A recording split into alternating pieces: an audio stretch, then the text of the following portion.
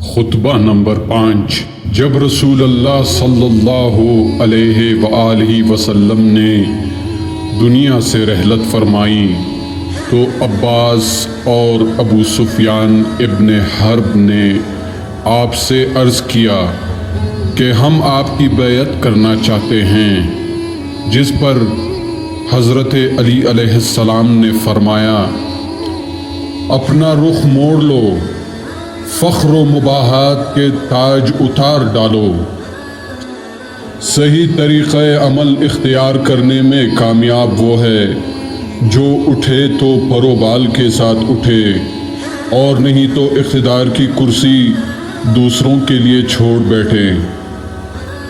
اور اس طرح خلق خدا کو بدامنی سے راحت میں رکھے۔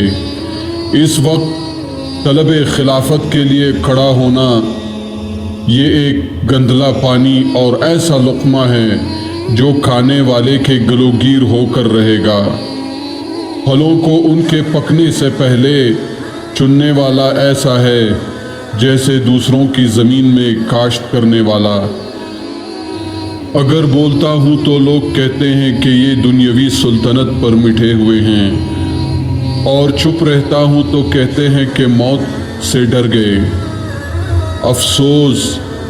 اب یہ بات جب کہ میں ہر طرح کے نشیب و فراز دے کے بیٹھا ہوں، خدا کی قسم ابو طالب کا بیٹا موت سے اتنا مانوس ہے کہ بچہ اپنی ماں کی چھاتی سے اتنا مانوس نہیں ہوتا۔ البتہ ایک علم پوشیدہ میرے سینے کی تہوں میں لپٹا ہوا ہے کہ اسے ظاہر کر دوں تو تم اسی طرح پیچ و تاب کھانے لگو جس طرح گہرے کنووں میں رسیاں لرزتی اور ترتھراتی ہے۔